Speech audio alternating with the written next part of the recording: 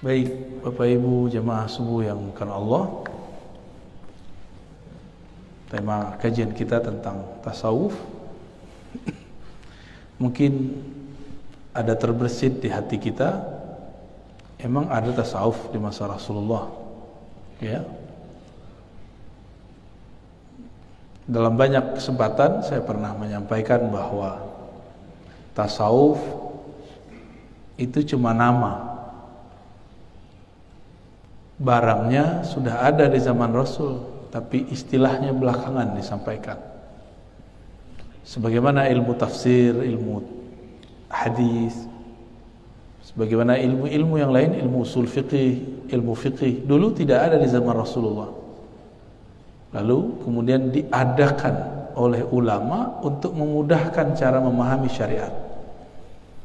Di dalam Al-Quran tidak ada namanya ilmu fiqih. Ilmu itu hasil rangkuman ulama ketika membaca ayat. Yang terperinci disebut hukum fikih.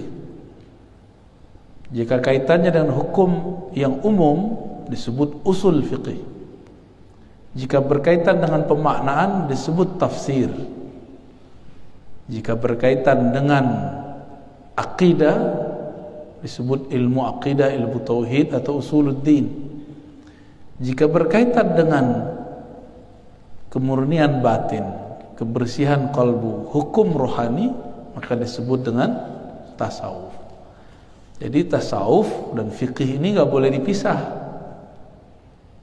Oh, kata ahli hadis gak ada. Ahli hadis gak ada urusan dengan tasawuf dan fikih, ya.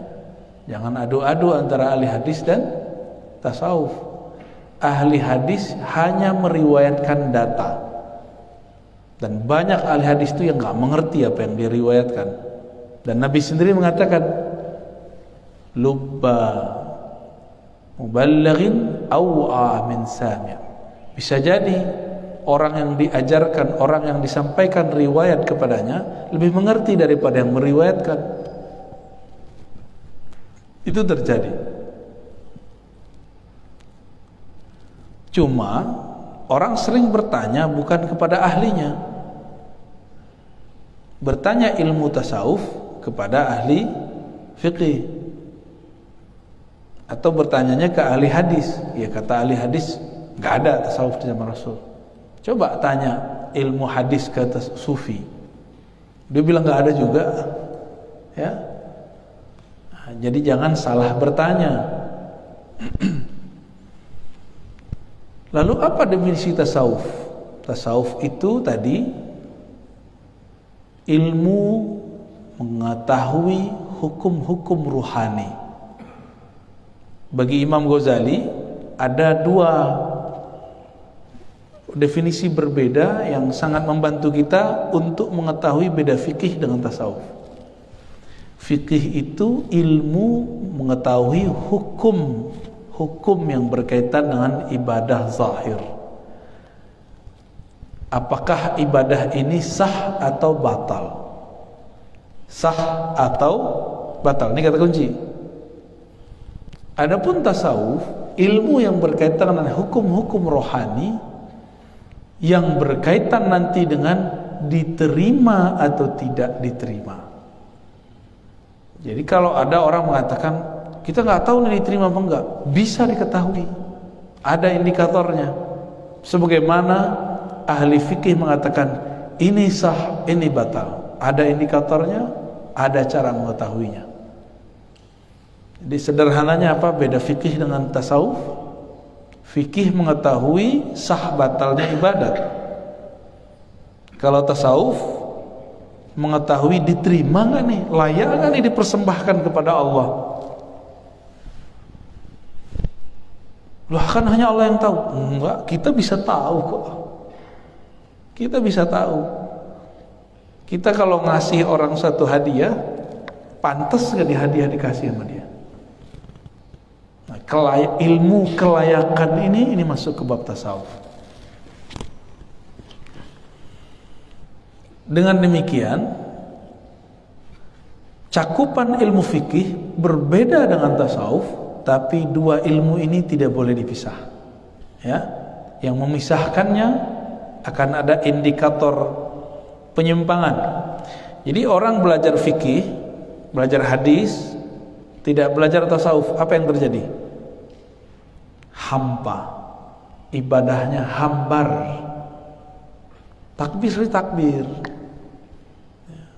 tapi nggak ada rasanya. Ruku iya ruku, sujud zikir pagi sore, tapi nggak ada rasanya. Hambar, kehampaan kolbu karena tidak pernah ngurus kolbu. Karena ilmu fikih tidak ada kaitannya dengan kolbu. Datanglah para imam kita yang ahli fikih mengerti tasawuf. Kalau ahli fikih kan cuma ngomong gini, syarat solat, rukun solat. Pertama apa rukun solat? Niat.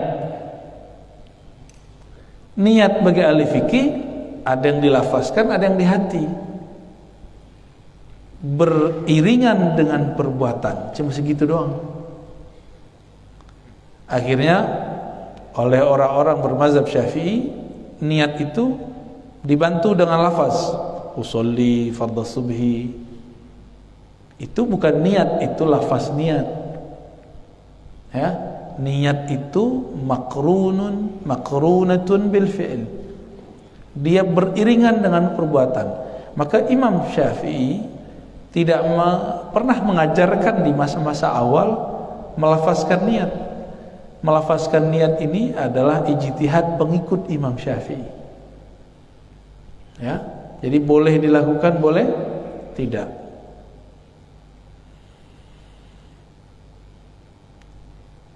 Kita buka Sahih Bukhari. Adakah di kitab Sahih Bukhari tentang tasawuf? Ada nggak kira-kira? Niat versi ahli fikih menyebutkan, tapi niat versi ahli tasawuf menyampaikan tujuan hati hanya kepada Allah. Buka Sahih Bukhari, hadis pertamanya apa? Innamal a'malu binniyat. Sesungguhnya amalan bi di situ menunjukkan bersamaan dengan niat. Oleh Imam Syafi'i, oleh Imam Nawawi, apa kata beliau? Niat itu tidak hanya sekedar mengatakan tujuan dan segala macam, tapi dia mengartikan kesadaran.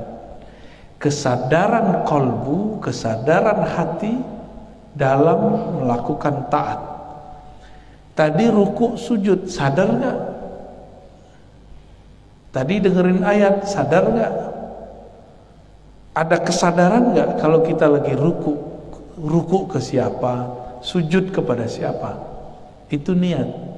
Maka niat itu bukan sebelum beramal. Niat itu barengan. Terus usolli apa? Usolli itu belajar niat. Boleh juga disebut sugesti. Sugesti yang dilafazkan. Ya.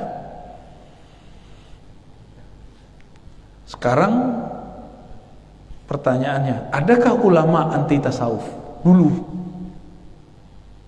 Sejauh yang saya lihat, tidak ada ulama yang anti tasawuf kecuali belakangan ini. Mau bukti? Yang sekarang anti tasawuf kan kelompok yang menyebut dirinya ikut salaf. Ikut mengklaim diri ikut salaf, belum tentu salaf beneran. Coba kita cek imamnya, ya, kita adu antara ustadz-ustadznya hari ini dengan imamnya. Oke? Imam dari Salafi itu bernama Ibnu Taimiyah, bernama Ibnu Qayyim, bernama Ibnu Katsir, bernama Ibnu Rajab Al-Hanbali. Ini orang kita ambil dua aja yang di depan. Ibnu Taimiyah. Ibnu Taimiyah itu anti tasawuf kan? Gimana? Tahu apa enggak? Hah? Yang dikasih gelar Syekhul Islam oleh mereka, ini anti tasawuf enggak? Sekarang sudah diterjemah loh Majmu' Fatawa karya dia. Di Ribat kita ada yang ngasih terjemahannya. Ya, walaupun saya nggak butuh baca terjemahan, tapi siapa tahu ada yang iseng-iseng mau baca, silakan gitu. Ada 2 jilid tentang tasawuf. Ibnu Taimiyah bukan orang yang anti tasawuf. Dia cuma mengkritisi orang yang ngaku-ngaku bertasawuf. Atau dia punya definisi sendiri tentang tasawuf. Jadi dia nggak anti tasawuf dia. Dia cuma punya definisi sendiri. Maka ada 2 jilid judulnya Tasawuf dan Suluk. Saya nggak tahu di hasil terjemahannya kayaknya ditukar sama penerjemahnya. Karena si penerjemahnya ini benci tasawuf. Ya, kadang-kadang penerjemah ini pengkhianat juga. Ya, dia memaksa teks itu sesuai dengan terjemahan dia. Terjemahan itu beda. 2 jilid dia berbicara tasawuf dari awal sampai akhir. Dan apa yang paling menarik, setiap kali menyebut nama Syekh Abdul Qadir Jilani, dia menyebut dengan istilah yang lengkap, Sidi Syekh. Sidi Syekh itu cuma orang-orang sufi yang ngomong gitu. Terus di belakangnya ada Qaddasallahu sirrah. Kalau kita ke ulama kan biasanya rahimahullah, Ibnu Taimiyah rahimahullah, Al-Ghazali rahimahullah. Ini enggak pakai istilah sufi, bukan rahimahullah.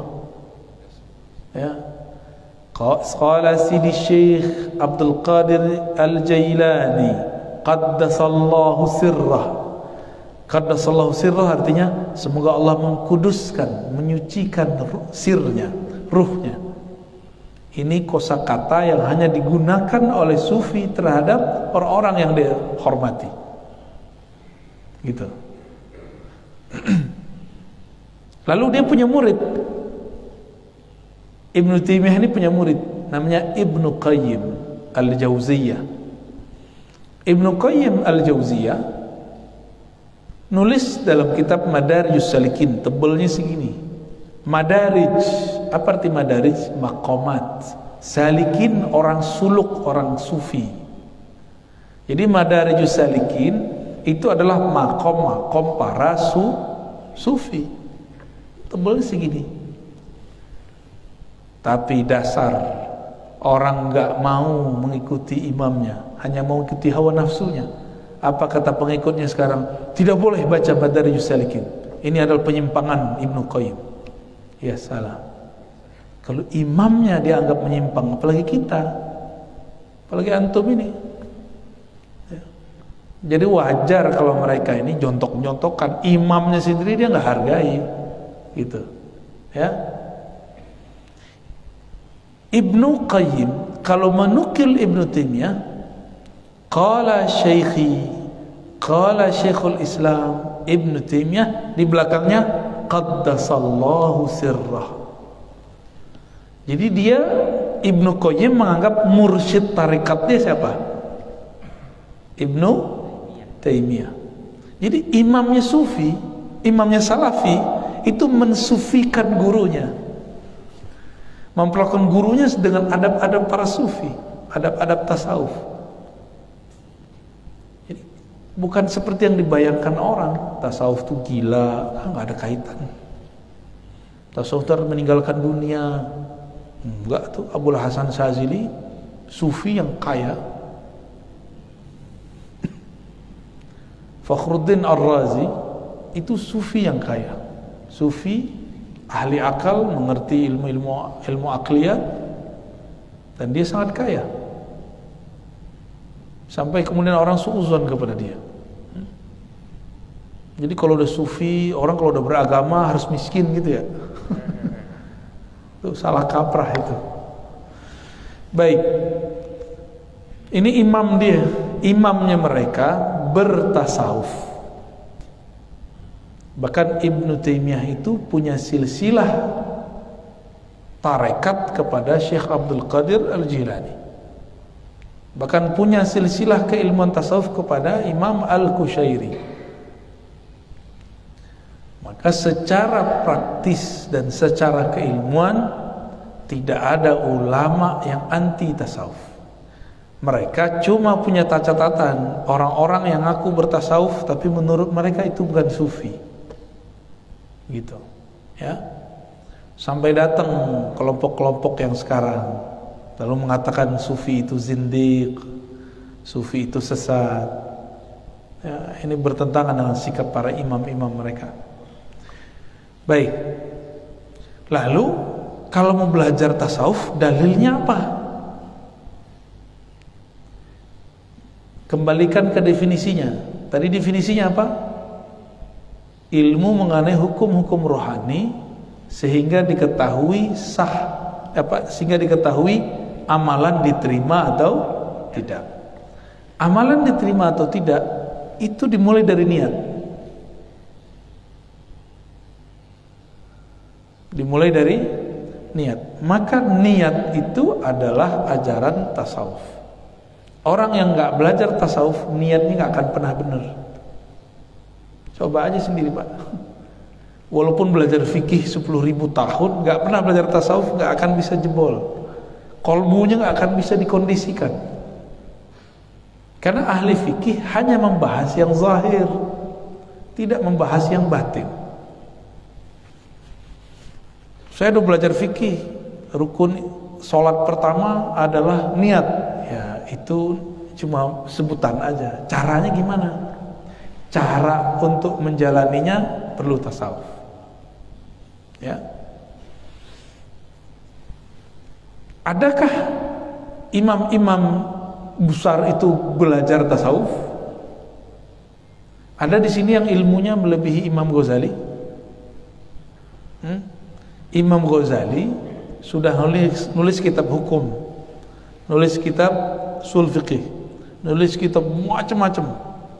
Sudah menjadi rektor di Nizamiyah Baghdad, punya murid mahasiswa selevel mufti 300 orang sekali hadir. Selevel mufti, bukan orang biasa. Satu mufti punya murid ribuan. Jadi 300 karyanya ribuan. Imam Ghazali pun masih berguru. Akhirnya dia tinggalkan itu Nizamiyah. Dia kemudian mengikuti tasawuf besar. Jadi tasawuf ini ada tasawuf yang ketat, ada tasawuf yang ringan. Di zaman sekarang kita belajar tasawuf yang ringan-ringan aja. Di zaman Ghazali dia tinggalkan pekerjaannya, lalu dia bersuluk, berkhalwat 10 tahun. Di mana dia tinggal? Dia tinggal di menara masjid, di salah satu masjid di Suriah. Bahkan pindah-pindah ke Palestina. Yang paling unik apa? Imam Ghazali ini ingin menghancurkan egonya, menghancurkan perasaan merasa alimnya. Perasaannya gimana Pak? Kita hadir di satu majelis, kitab yang dikaji kitab kita. Orang yang ngajar kitab itu gak kenal bahwa di depannya adalah pengarangnya. Jadi Imam Ghazali hadir di satu majelis. Majelis itu orang mengajarkan kitab usul fikih yang dia tulis. Orang yang ngajarin ini gak tahu di depannya adalah Imam Ghazali sang pengarang kitab. Tapi dia tidak jumawa, tidak merasa, oh aku loh Ghazali, gitu. Kalaupun yang ngaku kayaknya orang nggak percaya, masa kamu Ghazali? Dan dia ikut mendengarkan.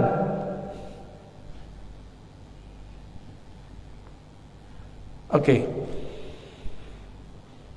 Imam Ghazali selevel imam masih butuh guru.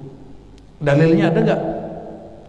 Selevel Nabi Musa mesti butuh guru, benar nggak? Nabi Musa berguru ke siapa? Nabi Khidir. Itulah dalil bahwa perlu belajar ilmu kerohanian. Nabi Musa itu orientasinya fikih, hukum zahir. Nabi Khidir hukum rohani.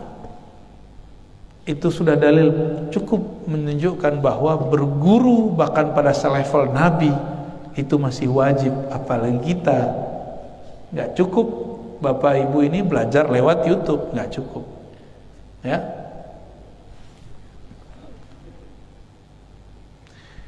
Baik, lalu apa saja materi-materi dalam tasawuf?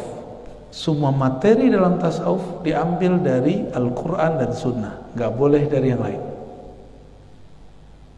Karena tasawuf ilmu mengenai ibadah diterima apa enggak, maka dia nggak boleh keluar dari Al-Quran dan Sunnah. Awalnya tasawuf tashihun niyah, meluruskan niat. Akhirnya tasawuf adalah cinta dan ikhlas kepada Allah Subhanahu wa ta'ala. Yang diantara inilah yang kemudian menjadi tahapan-tahapan sufi, disebut dengan makom. Kita kalau sekolah ada kelas 1, kelas 2, kelas 3, itu makom akal. Kalau akal disekolahkan, kenapa jiwa ruh kita nggak disekolahkan? Akhirnya mohon maaf, kalau dulu belajar Quran, belajar fikih, karena ada tahapan-tahapannya. Mulai dari menghafal, hafalkan gerakan, membaca, sampai selesai. Cuma kita tidak meneruskan belajar ibadatnya. Di dalam ilmu tasawuf ada tahapannya, dimulai dari niat, taubat, syukur, sabar, kayak gitu. Ada tahapan-tahapannya. Itu dilatihkan dalam ilmu tasawuf. Ada latihannya. Cuma sayangnya tidak mungkin membuat tasawuf itu dalam kerangka formal. Selalu lembaganya informal. Dan modalnya kesadaran umat. Itu sebabnya tidak ada namanya obral tasawuf. Ada namanya obral tasawuf, nggak ada. Obral talqin tuh nggak ada. Itu betul-betul kesadaran, ya. Jadi materi-materi yang ada dalam tasawuf itu diambil dari hadis-hadis Nabi, dari Quran. Contoh, di dalam Al-Quran ada ayat tentang ahli kitab. Wa ma umiru illa liya'budullaha mukhlishina lahuddin. Tidaklah mereka diperintah kecuali untuk menyembahnya dengan penuh keikhlasan. Itulah tasawuf. Lalu bagaimana cara supaya menyembah Allah penuh keikhlasan? Kita nggak akan ikhlas kalau tidak kenal siapa yang kita sembah. Maka salah satu materi dalam ilmu tasawuf, materi paling penting adalah ma'rifatullah, mengenal Allah. Bedanya apa dengan ma'rifatullah dalam ilmu akidah? Dalam ilmu akidah ma'rifatullahnya berdasarkan tangkapan akal, dengan pertimbangan dalil-dalil. Jadi ilmu akidah versi ahli akal, versi ahli tauhid, ahli akidah adalah pemahaman akal terhadap dalil-dalil yang berkaitan tentang keesaan Allah. Tapi kalau bagi ahli tasawuf nggak begitu. Ma'rifatullah itu dibagi-bagi, ada kurikulum-kurikulumnya. Yaitu pengenalanmu kepada Allah tidak hanya secara akal tapi secara rohani, dimulai dari namanya, perbuatannya, sifatnya, bahkan sampai kepada zatnya. Jadi ada perbedaan sedikit. Basicnya bukan akal. Jadi dalam ilmu tasawuf ma'rifatullah bukan basicnya akal, tapi basicnya adalah zauq. Maka ada satu kaidah, man lam yadzuq lam ya'rif. Siapa yang tidak pernah merasakan tidak akan pernah mengetahui. Siapa yang tidak merasakan dirinya hamba, dia tidak akan mengenal Allah Subhanahu wa ta'ala. Muncullah satu kaidah, kalau orang belajar akidah dimulai dari dalil, ayat sekian nomor sekian, ayat sekian nomor sekian. Kalau dalam tasawuf dimulai dari diri, man arafa nafsahu faqad arafa rabbahu. Ini bukan hadis. Siapa yang kenal dirinya, kenal Allah. Kenali diri kita adalah sesuatu yang akan binasa dan hancur. Allah pasti bukan binasa, pasti bukan hancur. Allah pasti kekal selama-lamanya. Lalu mereka membedah ayat dengan cara yang berbeda dengan ahli akidah. Wa ma khalaqtul jinna wal insa illa liya'budun. Beda juga dengan ahli fikih. Tidak aku ciptakan jin dan manusia kecuali untuk beribadah kepadaku. Ini versi ahli fikih. Jadi bayangan orang kalau baca ayat ini, kita ini dicipta untuk sholat aja, itu ibadah aja. Bapak maukah menghormati seseorang yang gak dikenal? Bukan gak mau, gak bisa. Bisa gak? Bisakah kita respect kepada orang yang kita gak kenal? Gak bisa ya. Saya pernah datang di suatu masjid, kita diundang ceramah nih, tapi kita nggak dikenal orangnya. Udah duduk di sini, kata orangnya, mana nih ustadznya nih? Malah kita ditertib, kamu harus mikir. Ini tempat ustadz. Ya udah saya minggir aja pak. Kita minggir aja, ya. Jadi kita kalau tidak kenal dengan yang disembah, nggak tahu cara menyembahnya. Kalau ahli fikih, dia mulai dengan norma, peraturan, tapi dia tidak tahu siapa yang dia sembah. Pendidikan sekarang, pendidikan keagamaan sekarang memulai dari menyembah, tapi tidak memulai dari mengenal yang disembah. Akhirnya kita ini didoktrin untuk pahala, dan kita tidak mengenal esensi yang kita kenal. Jadi bagian akhir yang mau saya sampaikan, perbedaan tasawuf dengan ilmu yang lain satu aja sebenarnya. Kenali dulu yang akan engkau sembah, barulah penyembahanmu sempurna. Jangan dibalik. Kalau kita kan mulai dari sholat dulu, anak-anak kita doktrin sholat. Akhirnya dia terpaksa.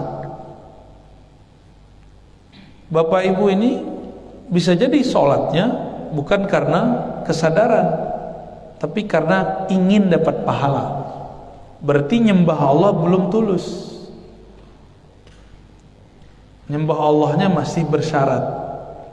Ini belum bertasawuf. Oleh karena itu bertasawuf itu sebenarnya adalah puncak ibadah, puncak tauhid. Dan orang-orang yang anti tasawuf, dia sebenarnya sedang membatalkan tujuan-tujuannya. Ya. Mungkin kalau ada orang anti tasawuf, dia punya definisi tentang tasawuf yang berbeda. Yang dia bayangin tasawuf itu gila, orang bertasawuf itu sudah gak mikirin dunia, orang bertasawuf itu apalagi ngomong-ngomong sendiri gitu. Mana ada tasawuf begitu? Itu kan definisi ente sendiri, ya. Buat-buat sendiri, anti-anti sendiri. Oke. Di dalam hadis Nabi sallallahu alaihi wasallam, Nabi mengatakan, wahai Anas, in istata'ta, jika engkau sanggup tidak menyimpan kebencian, kerusakan, suuzon kepada siapapun ketika memasuki pagi dan sore hari, maka lakukanlah. Inilah yang disebut tasawuf. Jadi itu muncul dari kalamnya Allah sendiri, muncul dari kalamnya Rasulullah sallallahu alaihi wasallam. Oke, barangkali itu Pak yang bisa saya sampaikan, ya.